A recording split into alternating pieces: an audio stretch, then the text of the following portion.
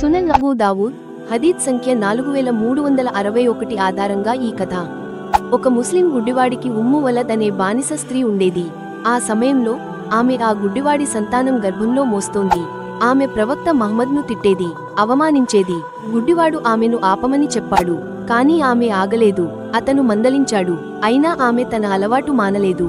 చివరికి ఆ ముస్లిం గుడ్డివాడు ఒక కత్తి తీసుకున్నాడు. దాన్ని ఆమె పొత్తికడుపుపై ఉంచాడు, బలంగా నొక్కాడు. ఆ విధంగా ఆమెను చంపేశాడు. ఆమె గర్భంలోని శిశువు రక్తపు మడుగులో ఆమె కాళ్ల మధ్య పడిపోయింది. తర్వాత ఆమె చనిపోయింది. ఉదయం ప్రజలు ఆమె మృతదేహాన్ని కనుగొన్నారు. దాన్ని ప్రవక్త మహ్మద్కు తెలియజేశారు. రసూలుల్లా, వెంటనే రండి, ఇది మీరు చూడాలి. ప్రవక్త మహ్మద్ ఆ గుడ్డివాడి ఇంటికి వచ్చాడు. ఇది ఎవరు చేశారు? ఆ గుడ్డివాడు భయంతో ముందుకు వచ్చాడు. నేనే చేశాను అల్లాహ్ దూత. ఆమె నా బానిస. ఆమె నిన్ను దూషించేది, తిట్టేది. నేను ఆపమని చెప్పాను, కాని ఆమె ఆగలేదు. నేను మందలించాను, కాని ఆమె తన అలవాటు మానలేదు. ఆమెతో నాకు 2 కొడుకులు పుట్టారు. వారు ముత్యాల్లా ఉన్నారు. ఆమె నా తోడు సహచరి. నిన్న రాత్రి మళ్లీ నిన్ను దూషించడం, అవమానించడం మొదలుపెట్టింది. అందుకే నేను ఒక కత్తి తీసుకున్నాను. ఆమె పొత్తికడుపుపై పెట్టాను, బలంగా నొక్కాను. అలా నేను ఆమెను చంపేశాను. నేను మొత్తం సాక్ష్యాన్ని చూశాను. ఆమె రక్తానికి ప్రతీకారం అవసరం లేదు.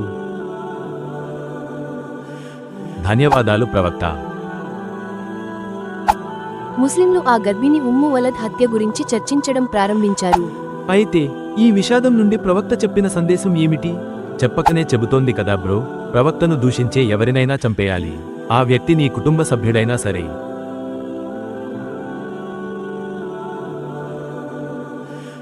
ఈ హదీత్ ప్రవక్త మహ్మద్ చేసిన తీవ్రమైన అన్యాయాన్ని చూపుతోంది.